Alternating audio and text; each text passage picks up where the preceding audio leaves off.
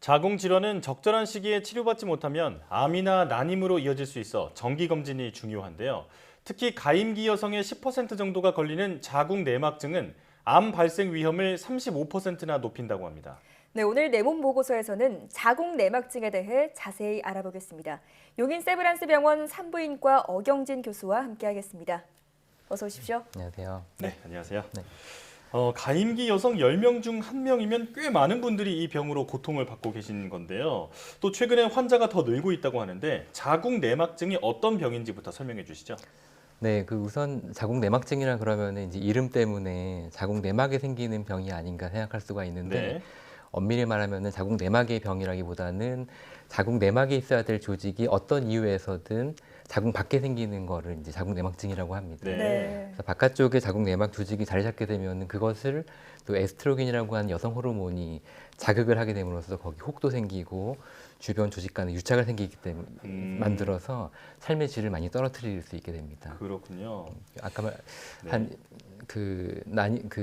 가임기 여성이 한 10% 정도 생긴다고 하셨는데 사실 이거 분모를 조금 바꿔가지고 난임 여성한테는 거의 50%까지 진단되기도 하고 특히나 그러니까 골반 통증이 있으신 분들한테는 이제 80%까지 진단이 되기도 합니다. 네. 이것이 이제 예전에 없던 것들이 최근에 많이 생기는 게 아닌가 이렇게 얘기가 되기도 하는데 사실은 최근에 이제 여성 초음파나 CT 그다음에 CA120으로 간 수치 때문에 더 진단이 많이 되기 때문에 최근에 더 많이 발생하지 않나 생각을 할 수도 있겠습니다. 예. 네. 이 자궁 내막증의 대표적인 증상이 바로 그 골반 통증이라고 들었는데 그 부분도 좀 이어서 설명해 주시죠. 예, 그래서 자궁 내막증 같은 경우가 이제 골반 통증을 일으키는 가장 대표적인 어떤 양성 질환인데 네.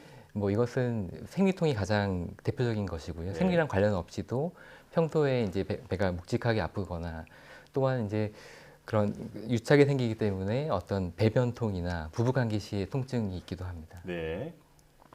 그렇군요. 그런데 방금 설명해주신 증상들은 여성들이라면 그냥 일반적인 생리통 증상과 비슷하다 이렇게 느낄 수도 있을 것 같아요. 게다가 자궁 근종과도 이 증상이 비슷하다고 하던데 자궁 근종과 자궁 내막증은 어떻게 다른 건가요? 예, 좋은 질문인데요. 네. 사실은 자궁 근종은 자궁의 근육층에서 생기는 양성 종양이기 때문에 네. 자궁 내막증이랑은 아예 많이 차이가 있는 병입니다. 그래서 네. 치료도 완전히 다른데요. 자궁 내막증 같은 경우는 이제 아까 말씀드렸다시피 자궁 내막 조직이 바깥에 생기는 거기 때문에 그것을 효과적으로 없앤 후에 약물 치료를 유지하는 것이 주 치료가 되겠고 자궁 근종 같은 경우는 사실 그 치료에 대해서는 이제 여러 가지 얘기들이 있고 또 의사들 따라서 또 환자의 각 상황에 따라 맞추어서 다양한 치료가 있겠지만 네. 보통은 자궁 근종으로 인해서 특별한 증상이 없으면은 말하자면은 골반통이나 생리량이 많아서 이제 빈혈이 온다든지 그런 증상이 없으면은 수술을 서두르는 편은 아니고 네. 나중에 증상이 있을 때 하는 편이지만 그에 반해서는 자궁 내막증은 초기에 발견되고 증상이 딱히 없더라도 빨리 치료를 하는 편이 나중에 이제 그 치료의 난이도를 올리거나 재발을 높이는 것을 막을 수 있기 때문에 자궁 내막증은 되도록 빨리 치료를 시작하는 게 옳습니다. 그렇군요. 네. 자궁은 되도록 수술을 피하는데 자궁 내막증만큼은 빠르게 손을 써야 한다 이렇게 말씀을 해주셨는데요. 자, 그렇다면 자궁 내막증엔 왜 걸리는 건가요? 사실 이거에 대해서 이제 정확하게 원인을 알 수는 없는데 자궁 내막의 조직이 어떠한 이유에서든지 자궁 밖에 자리 잡는 어떤 그러한 사건이 발생하기 때문인데 네. 그런데 이제 그런 가장 대표적으로 그 여성분들은 주기적으로 한 달에 한 번 자궁 내막 조직이 골반으로 이제 이식이 될 만한 생리를 하기 때문에 이 생리 과정에서 자궁 내막 조직이 골반에 자리 잡는 게 아닌가 이러한 학설들이 가장 많이 받아들여지고 네. 있습니다. 네. 하지만 이제 모든 여성들이 주기적으로 생리를 하지만 모든 여성이 다 자궁 내막증이 걸리지 않는 걸 또 생각해 보면은 또한 어떠한 면역 작용이 작용해서 자궁 내막이 어떤 골반에 자리 잡게 하는 어떤 소인들을 가지고 있는 분들이 자궁 내막증이 걸리지 않나 이러한 생각도 해볼 수 있겠습니다. 네. 그렇군요. 아직 정확한 원인이 밝혀지지 않았군요. 네. 그런데 교수님 연구팀에서 이 자궁 내막증과 암 발생률 사이의 상관관계를 밝혀내셨다 이렇게 들었는데 어떤 결과가 나왔나요? 네, 사실 이제 자궁 내막증이 암이랑은 거리가 먼 양성 질환인데 네. 사실 병의 행태를 보면은 이것이 어디로 재발을 한다든지 어디로 전이한다든지 또 주변 장기를 침투한다든지 하는 면에서는 암과 유사한 형태를 보이거든요. 그래서 여기 아이디어를 얻어서 선행 연구들을 보니까 또 이제 암과 관련되어 있을 수 있다 이러한 연구 결과들이 있었고 예. 하지만 이제 이런 암 발생을 연구하는 것들이 매우 어려운 게 암 자체가 희귀병이기 때문에 적절한 대조군과 이제 충분한 관찰 시기가 필요하기 때문입니다. 이제 네. 그래서 어려운데 이제 우리나라에는 이제 건강보험공단에 좋은 자료들이 있어서 그것을 네. 저희가 관찰을 했고 18만 명 정도의 환자분들을 이제 대상해가지고 적절한 대조군과 비교했을 때 어떤 이제 자궁 체부암, 그다음에 난소암, 자궁 경부암 같은 어떤 부인과 암뿐만 아니라 유방암이나 갑상선암도 대조군에 비해서 아주 이제 높은 발생률을 저희가 볼 수 있었습니다. 네. 그런데 또 궁금한 게 이 암 발생률이 높아지긴 하지만 이 자궁 내막증이 무조건 암으로 발생하는 것은 아닌 거죠? 그렇죠. 그러니까 암 네. 자체가 워낙에 희귀병이기 때문에 저희가 이제 대조군에 비해서 한 35% 정도 어떤 암 발생률이 올라간다 이렇게 발표했지만 네. 정작 그 발생률로 보면은 한 10,000명에 한두 명 정도이기 때문에요. 자궁 내막증에 이제 진단 받으셨다고 하더라도 과도하게 걱정할 필요는 없습니다. 예. 하지만 이제 그러한 일반 인구에 비해서 암 발생률이 높다는 것을 확실히 알고 보다 빨리 이렇게 검진 프로그램에 참여하시도록 하는 게 저희 논문의 취지입니다. 그렇군요. 자궁 내막증 환자라면 좀 더 일찍 정기 검진을 시작해야 암을 예방할 수 있다. 이렇게 정리할 수 있겠습니다. 자, 자궁 내막증이 어떤 병이고 또 어떤 위험이 있는지 지금까지 들어봤는데 이제 치료법이 궁금하거든요. 이 병은 어떻게 치료하나요?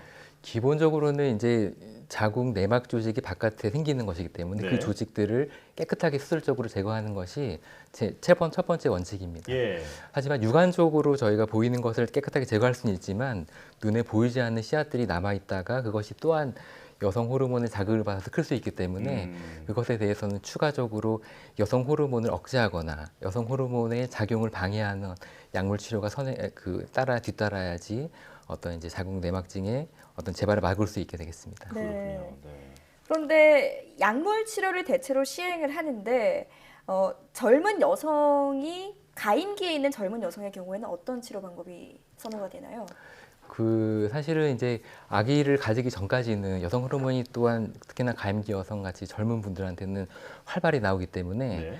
어떤 이제 여성 호르몬의 발생을 아예 막는 주사 치료를 한 6개월간 하고 네. 그 이어서 어떤 이제 여성 호르몬의 작용을 막는 어떤 치료들을 하게 되고 그리고 이제 하지만 이제 임신을 하게 되는 경우에서는 이런 호르몬 치료를 하지 않기 때문에 임신을 시도하는 분들한테는 저희가 이제 굳이 이런 호르몬 치료를 하지는 않고 임신을 많이 권유하는 편입니다. 그렇군요. 네. 자, 수술로 자궁 내막증을 치료하고 이후에 약물 치료를 권장한다 이렇게 말씀을 하셨지만 이 자궁 질환 수술 자체를 좀 겁내하시는 분들이 많습니다. 아무래도 수술을 하고 나면 난임이 되는 것이 아닐까라는 우려가 가장 클 텐데요. 실제로는 어떤가요?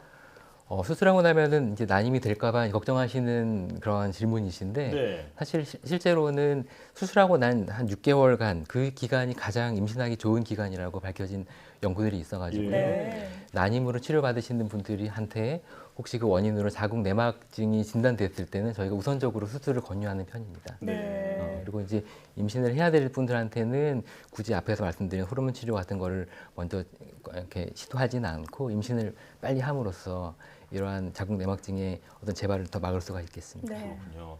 오히려 수술 후에 임신 확률이 더 높다고 하니까 안심해도 되겠습니다. 자, 오늘 알아본 것처럼 자궁 질환은 진단도 어렵고 또 암 발생에도 영향을 주는 만큼 예방을 잘하는 게 중요할 텐데요. 평소에 자궁 건강을 어떻게 관리하면 될까요?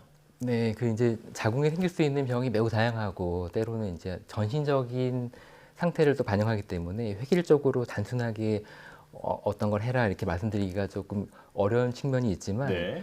증상과 관련 없이 1년에 한 번 부인과 초음파랑 자궁 경부 세포 검사만 해도 매우 효과적으로 검진을 할 수가 있겠습니다. 네. 특히 가임기 여성 같은 경우는 자궁 내막이랑 난소 같은 어떤 부인과 기관에 변화가 많기 때문에 1년 안에도 큰 변화가 있을 수 있고 예. 그래서 꼭 검진을 받을 필요가 있겠고 주치의가 병의 위험이 높다고 판단될 때는 6개월에 한 번 진단하기도 합니다. 네. 그리고 만약 골반통이나 어떤 부정출혈 같은 증상이 있다고 하면은 지체 없이 산부인과를 찾아서 어떤 부인과 초음파나 자궁경부 세포 검사를 할 필요가 있겠습니다.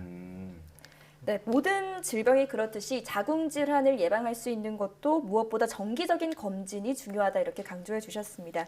지금까지 용인 세브란스 산부인과 어경진 교수와 함께했습니다. 오늘 나와주셔서 고맙습니다. 네, 감사합니다.